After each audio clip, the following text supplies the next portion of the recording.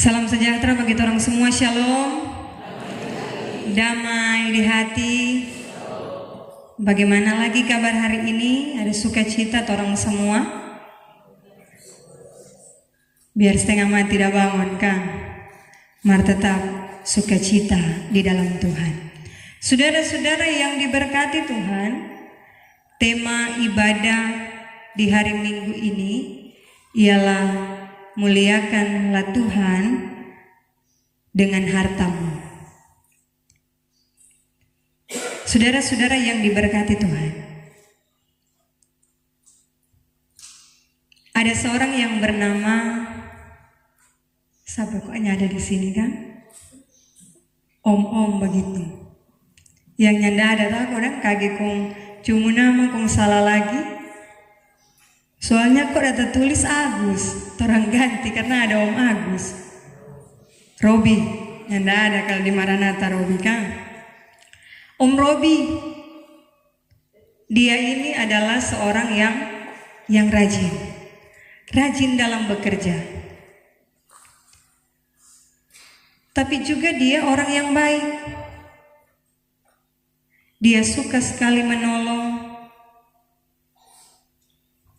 Dia menolong sesama. Kemudian ternyata didapati bahwa ini Om Robi ini dia jarang sekali beribadah. Jarang sekali dapat lihat di kolom.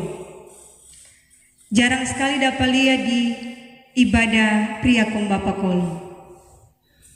Karena ada alasan, dia bekerja.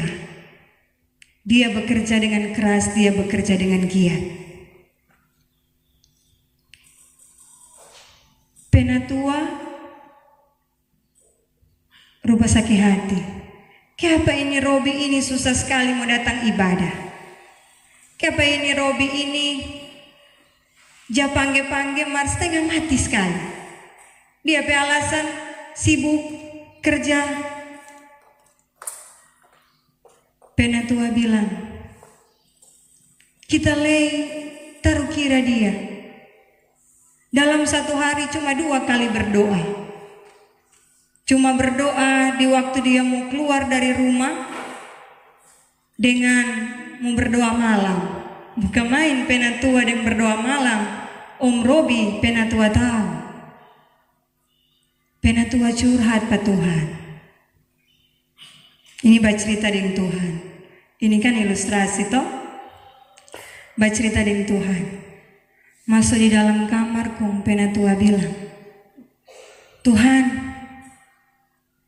kita kuat rasa aneh dang tu Om Robi. Karena bukan main Tuhan pe bae pa dia. Tuhan dah berkati dia pe kehidupan. Tuhan kasih dia pekerjaan. Tuhan kasih dia berkat. Tapi ele dapat lihat di kolom dia nyanda pernah. Cuma jadi datang ibadah minggu. Kolom nyanda. PKB kolom nyanda.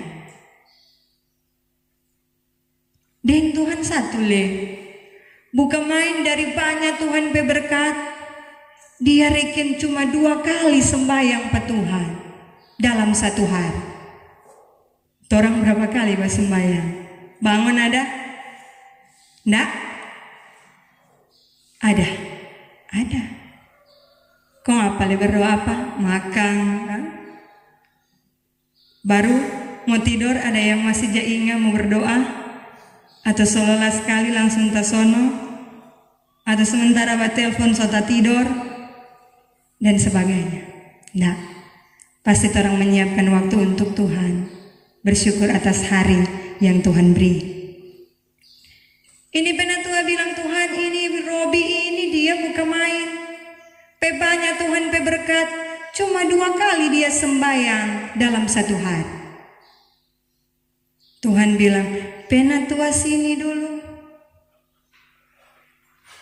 Sekarang penatua baking sesuai dengan apa yang Tuhan perintahkan. Siap Tuhan. ambil mangku, isi full itu mangku dengan susu. Dari pagi, mulai bangun, penatua berjalan di satu kampung ini, sampai sore sama malam jangan berhenti. Kong dengar, boleh ada satu tetes pun yang tak buang dari mangku ini. Susu ini boleh tak buang, biar cuma satu tetes. Penatua yang taat, penatua yang setia, dia bilang, baik Tuhan, akan dilakukan. Dia ambil mangku, dia isi full itu susu di dalam mangku. Ketika dia bangun, dia mulai berjalan. Berjalan nggak berhenti-berhenti. Kan Tuhan bilang sampai sore, sampai semua malam, baru ngana berhenti. Mulai dia berjalan, pegang-pegang mangku dia berjalan. Jalan terus, nyandak dapat rasa. Semua malam, dia bilang, Tuhan kan bilang, kalau semua malam berhenti juga. Sampai situ juga. Selesai. Nyanda ada yang tak buang. Dia mulai lapor ke Tuhan. Dia bilang, Tuhan, kita sebeking apa yang Tuhan dah suruh. Kita sebeking apa yang Tuhan perintahkan. Nyanda ada satu tetes yang terjatuh dari mangkuk ini. Nyanda ada susu yang tak buang. Kan Tuhan bilang, dari pagi sampai malam, pernahkah ngana ingat kita? Pernahkah ngana berdoa? Dia bilang, oh Tuhan, kita so lupa. Tuhan bilang, kenapa ngana lupa? Karena kita terlalu fokus pegang-pegang kita pemangku kong berjalan-berjalan. Jangan sampai ini, susu ini tak buang biar cuma satu tetes. Kita jaga baik-baik Tuhan. Sampai kita lupa cari Tuhan dalam hidup. Sampai kita lupa sepanjang perjalanan kita lelah. Kita nyanda ingat Tuhan. Tetapi justru kita fokus supaya susu ini nyanda tak buang dari mangku sesuai dengan Tuhan perintahkan. Saudara-saudara yang diberkati Tuhan, cerita ini hanya mau menghantar kita untuk memahami. Terkadang pun kita seperti itu. Dan pertanyaannya, kita ada di mana? Apakah Pak Om Robi kah? Atau kita ada Pak Penatua kah? Kalau Pak Om Robi, biar dia sibuk kerja, marapa dia masih ingat Tuhan. 2 kali dalam 1 hari dia mengucap syukur kepada Tuhan. Tapi Penatua cuma lia-lia orang kekurangan, cuma cari tahu dia beribadah atau nyanda, dia setia apa Tuhan atau nyanda. Tetapi ketika dipercayakan pekerjaan baginya, dia terfokus pada pekerjaan. Dia lupa Tuhan. Dia tidak lagi mengingat Tuhan. Takut-takut jangan diberkat. Kong lari dari kehidupan. Ketika diberikan kepercayaan lewat pekerjaan, dia mengutamakan pekerjaannya dan mengabaikan Tuhan dalam hidup. Saudara-saudara yang diberkati Tuhan, tidak salah kita bekerja. Tidak salah kita mengumpulkan harta, mengumpulkan kekayaan. Tetapi yang salah ketika dalam proses kita bekerja, ketika dalam proses kita mengumpulkan harta, mengumpulkan kekayaan, kita melupakan Tuhan. Dan fokus kita hanya pada harta. Pikiran kita hanya pada untung dan ruginya kita. Kalau kita tidak bekerja, kita abaikan, maka kita tidak akan mendapatkan hasil. Kalau kita mengingat Tuhan, membuang waktu kita, pekerjaan kita terabaikan, ini yang menjadi salah. Pekerjaan Tuhan beri, pekerjaan Tuhan punya. Maka dalam kita bekerja, tidak boleh kita melupakan Tuhan.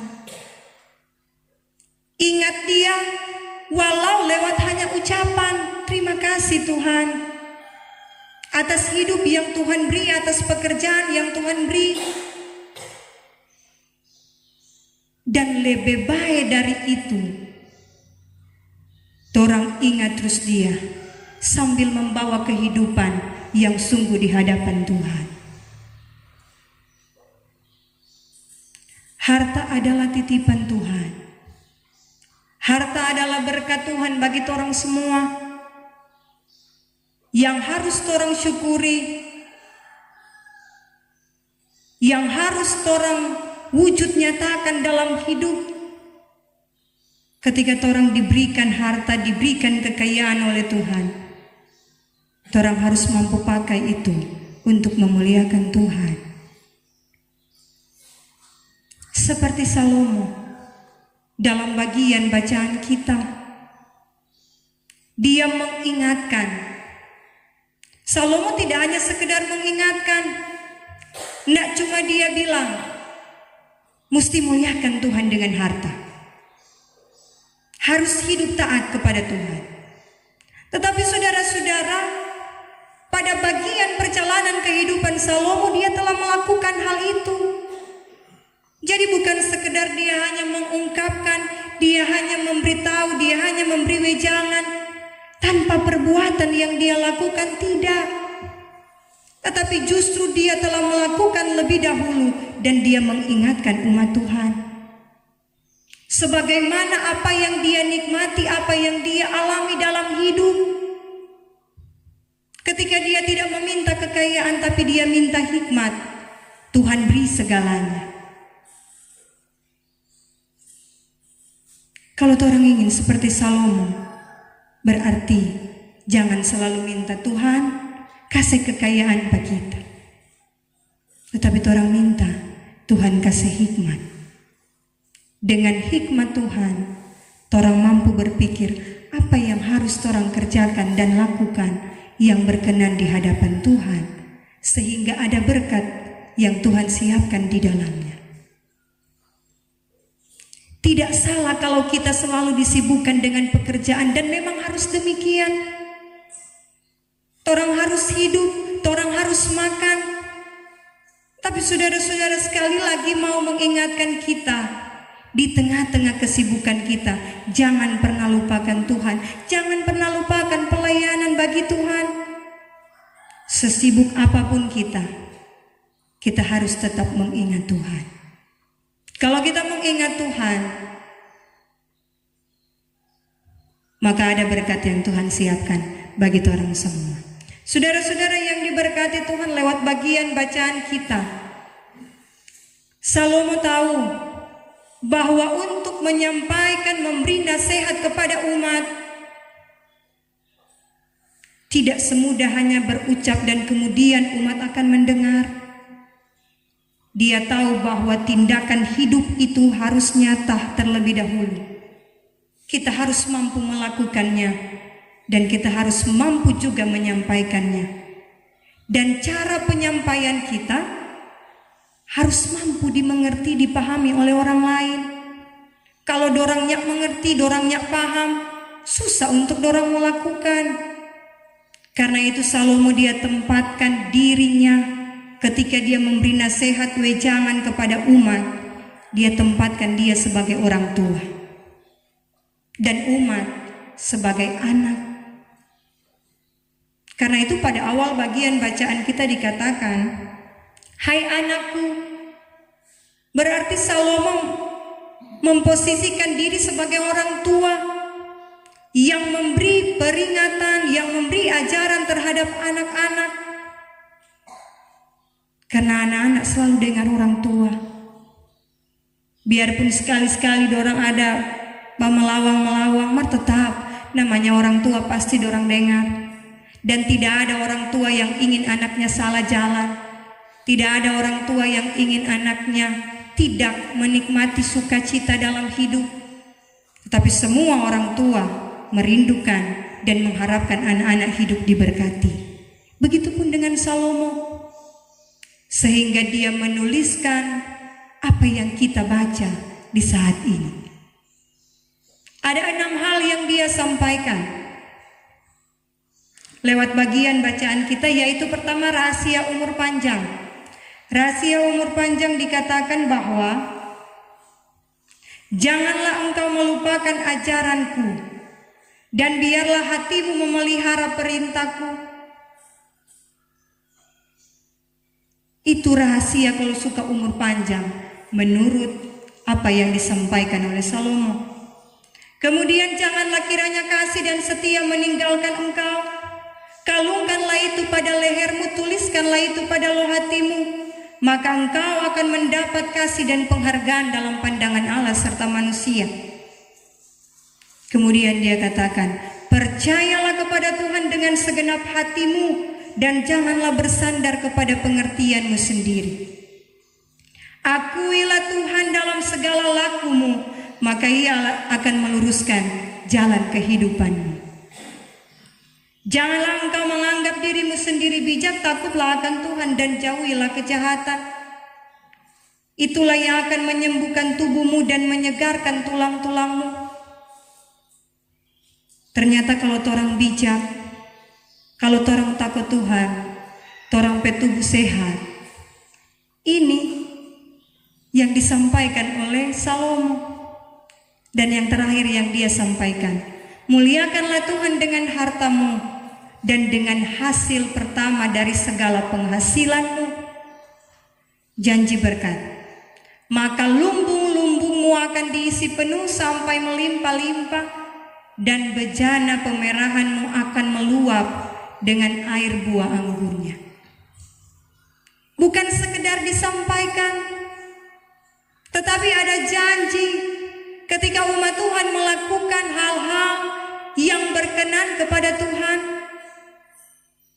Hal-hal yang baik itu terpatri dalam kehidupan dan diwujudkan, maka ada berkat yang Tuhan siapkan. Ada kesehatan, tulang-tulangnya mau sakit, tetapi juga bejana-bejana kita yang kosong akan diisi, melimpah,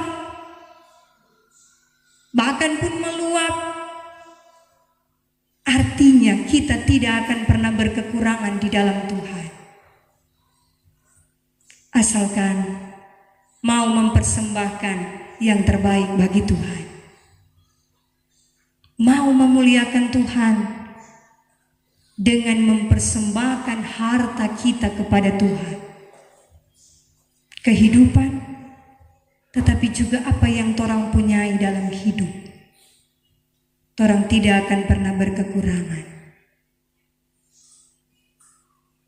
Ketika guru sekolah minggu bilang pak anak-anak sekolah minggu, siapa yang bersedia mau kasih persembahan terbaik bagi Tuhan?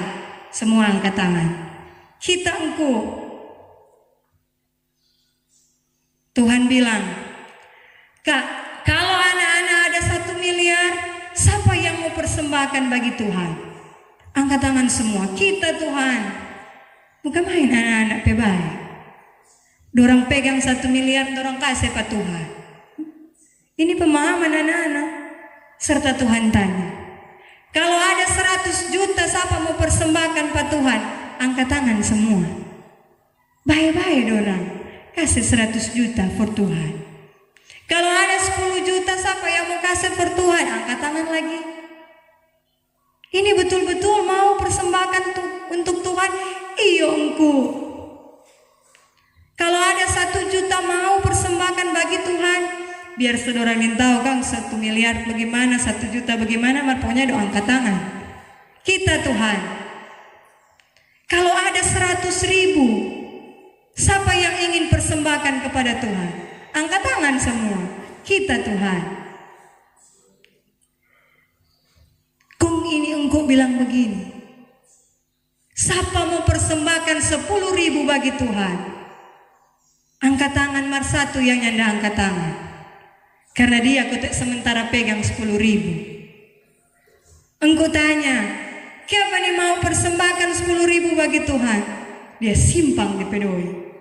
Dia bilang, engkau cuma inilah tapi doi kok kita mau kasih ke Tuhan? Cuma 10.000 leh. Kalau 1 miliar, 100 juta, 1 juta, 100.000 boleh.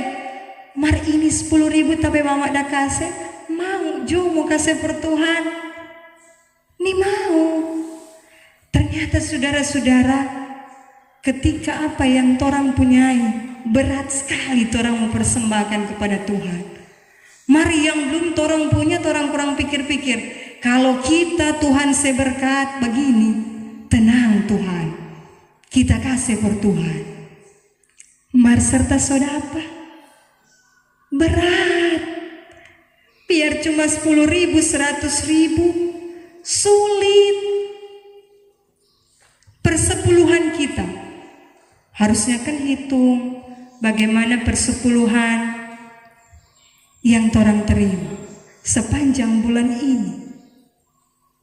Tapi torang mulai sekurang, kasih kurang, sampai dapat paling kurang itu yang dipersembahkan. Tapi kita tidak demikian. Kita yang telah menerima kasih dan berkat Tuhan, kita akan sanggup untuk memuliakan Tuhan lewat hidup yang Tuhan beri.